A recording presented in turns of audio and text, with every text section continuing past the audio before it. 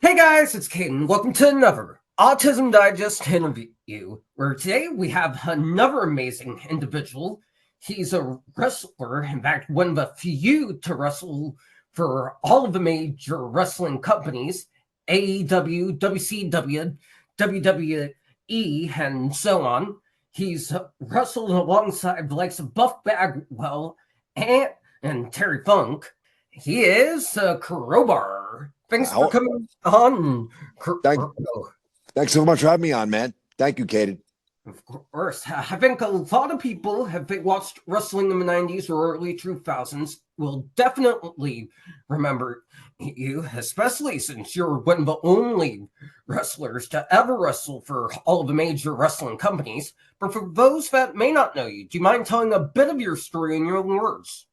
I grew up uh, a very, very big fan of wrestling. We could always circle back to this later, but your reason for contacting me, I believe, was I've been vocal in the past about having a daughter that was diagnosed with autism at age 2, and through our journey in trying to help our daughter and things like that, my wife and I learned quite a bit about ourselves, and I am very much indeed in the ADD, ADHD with a touch of OCD realm.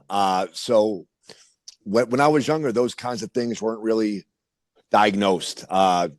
It was pretty much, my mom was told, Mrs. Ford, your son doesn't pay attention. He's easily distractible. Your son's a little bit weird. And I grew up as an overweight kid with a very horrible, horrible speech impediment. I started like crazy. And that was something that I was able to work on as I grew up. And it was something that I had to try to master and control if I was going to become a successful professional wrestler. But circling back, there were things that I didn't really pay attention to in school. I did my work, but I really wasn't interested. But when you're on the spectrum, there are certain things that you just are drawn to and you love. And when I discovered professional wrestling, I totally obsessed about it. I obsessed about it like crazy. And it was something that love grew, that obsession grew uh, as I grew into a middle school kid, as a high school kid, and it became such a deep love and deep interest and enthusiasm for pro wrestling that being a fan wasn't enough. I had to go and do it. And I found a wrestling school and I trained. And from high school, I started training for professional wrestling my junior year in high school.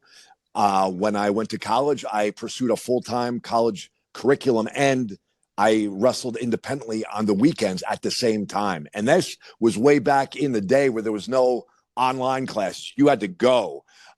So it started out of this deep love and enthusiasm for professional wrestling.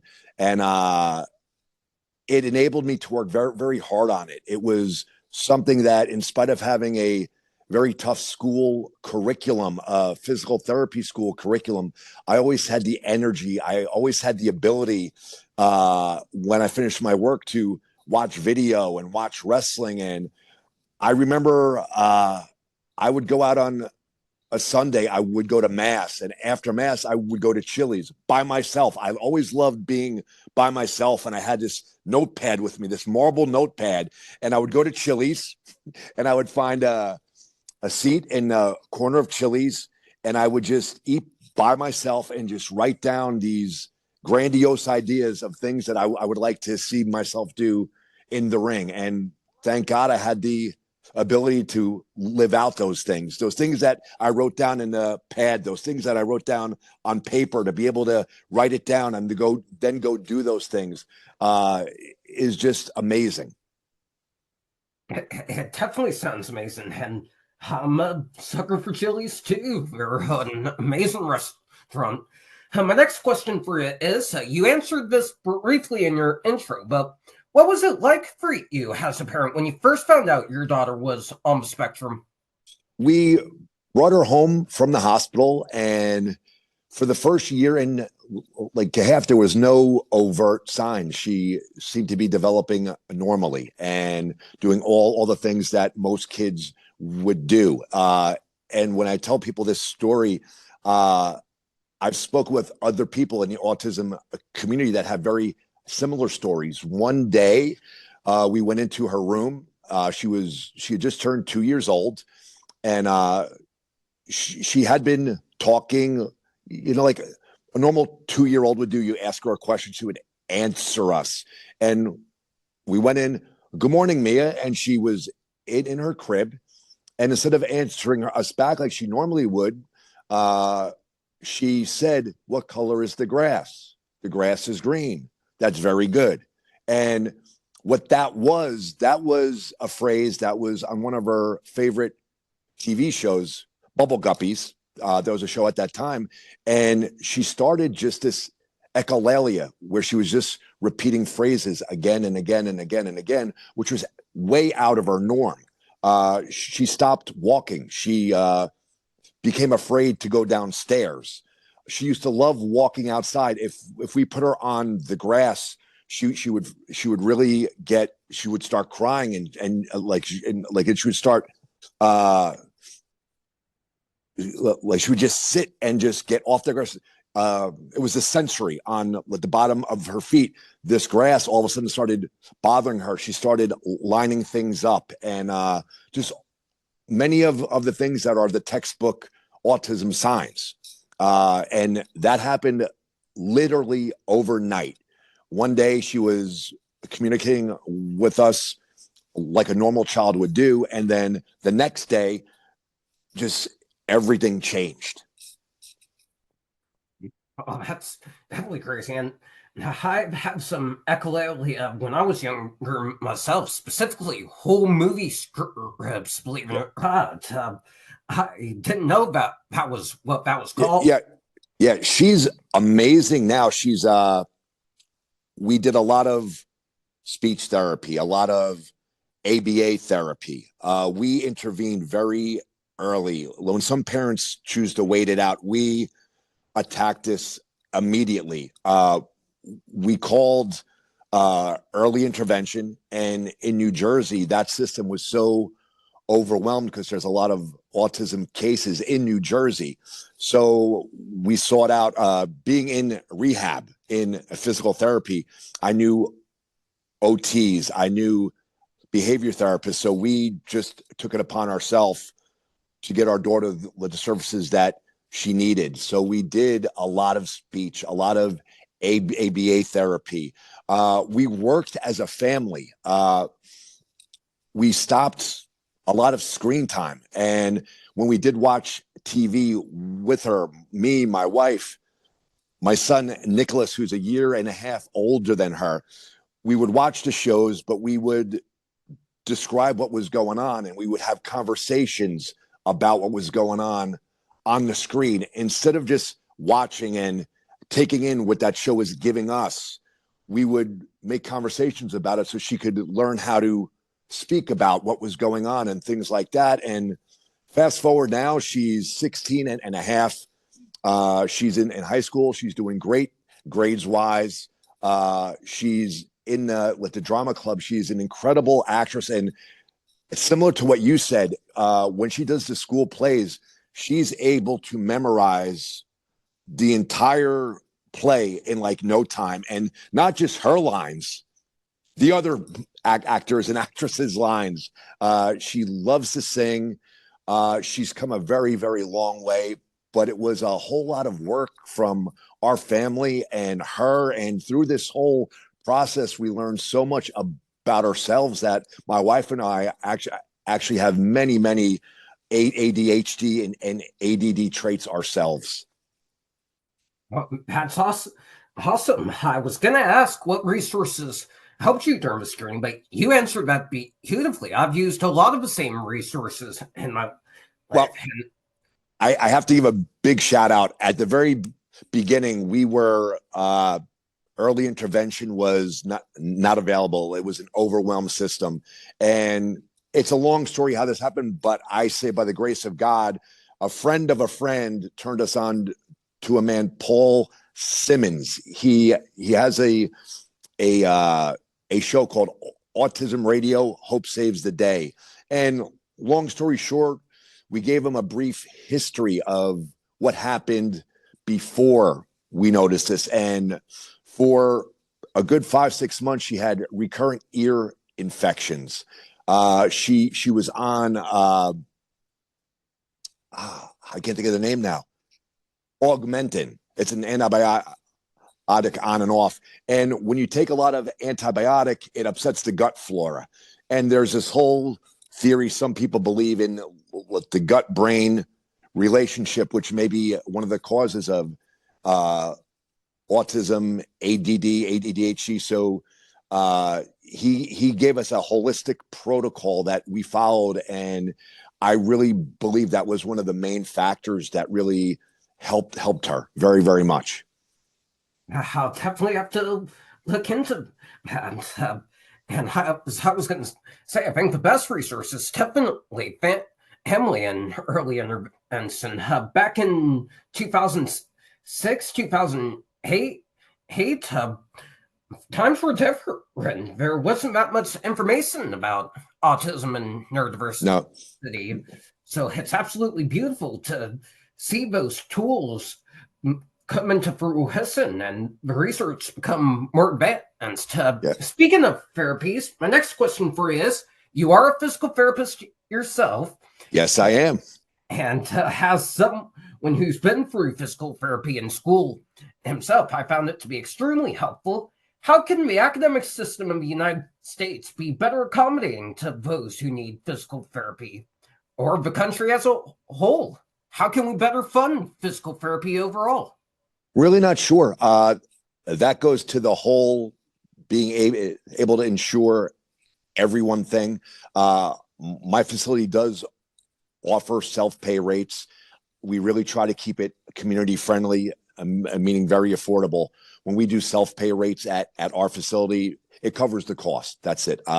It covers the cost of the therapist, what I have to pay that therapist for the hour for them to work with somebody one-on-one. So we really try our best to keep our self-pay rates very reasonable and just where we cover costs, so that we really try our best not to shut anyone out. Like if it comes to physical therapy, with the more people that get coverage, we're getting into the whole healthcare debate and this and that. If they find some way to fix the system, more people will be able to have these physical therapy services. I absolutely agree. I could go on about the healthcare system in this country, but that would definitely open a can of worms. But I will say We'd be talking on here. We'd be talking on here for about five hours, right? Right.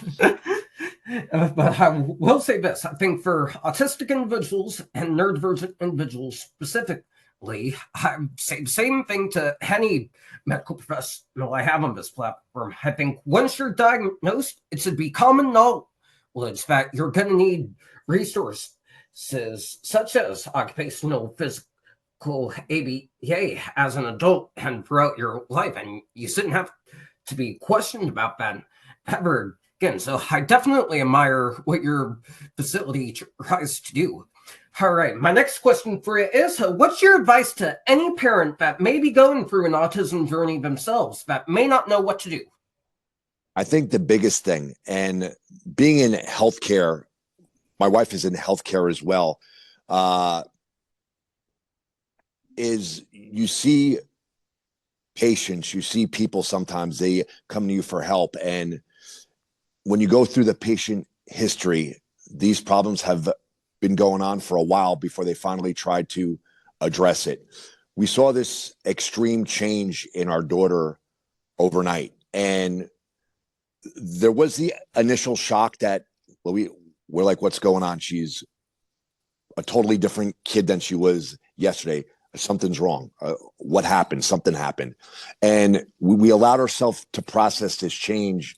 but we didn't ignore it. Many of the pediatricians we went to said, it's just a phase. She'll grow out of it. It's nothing. We knew something was going on, and we knew that the doctor was trying to kick the can down the road, pass the buck, whatever. So we intervened immediately. We didn't wait to see if any changes happened. We got on this thing immediately. If there's something going on with your kid, as a parent, you have it in your heart, you have it in your brain. You know when something's going on. Don't ignore it. Don't wait for it to get better. Get your children those services as soon as possible. That is the biggest thing. And I really believe that that's why my daughter has been so successful and has been able to overcome so much, was because we attacked this with everything we could think of, from ABA to OT to diet. We went gluten-free as a family. We got rid of the red dyes, all those things you hear about. So nutritionally, we attacked it. Speech therapy wise, we attacked it. OT, we attacked it. ABA therapy, we attacked it. We threw the kitchen sink at this, and our daughter has thrived, and she has done so well. And I'm glad. And let me go back to the nutrition thing for a bit. I really like what you said about eliminating the dyes and the nastiness from food. I absolutely agree that we said, because back in your day, you're older than me. Say a KFC bucket of chicken probably had at least eight, maybe 4 ingredients. Nowadays, as much as I love a good KFC bucket of chicken every now and again, it has over 86, most likely half of which you don't even know. So I absolutely agree we should be eliminating the dyes and nastiness from food. One of the hardest parts was going gluten-free. Now it's easy to do. We're talking 2008, 2009. So there was very, very few gluten-free options out there. If we wanted to have pasta, we had to order it online, and for like a pound of pasta was like $8. It was ridiculous. Now, thank God, it's readily available in the stores. Many gluten-free products, easy to find. But I always say we were doing gluten-free before doing gluten-free was cool, and we really had to research and find these online shops. We had food that was freeze dried and mailed to our house in a cooler with ice and all kinds of stuff. It was very difficult to do in 2008, 2009. Yeah, and that goes back to what I was saying. It's great to see how we've grown as a society when it comes to dietary restrictions and understanding neurodiversity. My last question for you is, what does the future hold for you? Do you have any wrestling promotions that you might do in the future? Maybe one with Logan Paul that you want to talk about? This is my main life now here. I'm a physical therapist. This is my own business. I've had this for about 14 years. When WCW was sold and I was released, many guys had a hard time that were released transitioning from professional wrestling to real life. The entire time I wrestled for WCW, when I was home from the road, I would work in physical therapy per diem. I always kept a hand in my career, in my craft. So when WCW ended, I went from being a full-time wrestler, part-time physical therapist, to now a full-time physical therapist, part-time wrestler. And this is my main thing. Thank God it's doing very, very well. I love this career. I love this life, but I still have that passionate enthusiasm and just love for pro wrestling. And I choose to do it because I like it. I choose to wrestle, but I don't need to wrestle. So I generally wrestle anywhere between 1 to maybe 4 times a month. I have a show coming up on January 3rd for ACW. It's a big independent company out of Poughkeepsie in New York. They run dynamite shows. They sell out the Mid Hudson Civic Center every time they're there, and it's a very high quality show. And I'm sure I'll pick up a few shows here and there, but right now it's just something that I do for fun. I genuinely enjoy it. Back in April, I got to make an appearance on Ring of Honor for AEW, which was great. It was a nightly appearance, so every once in a while, I get to play around and actually go back to TV and have some fun. But this year is my real life, and wrestling is just is something that I'm thankful that I get to do still, and I genuinely love doing. And I respect that. Anyways, that's going to do for this interview, guys. Thank you so much to Crowbar for coming on and sharing his story. If you guys want to see more amazing interviews, like, comment, and subscribe to the Autism Digest channel. Be sure to get your November issue that looks a little something like this by going to autismdigest.com, and stay tuned for the audio file of this episode to be posted on our Spotify. Thank you so much for watching, and we'll see you in the next one.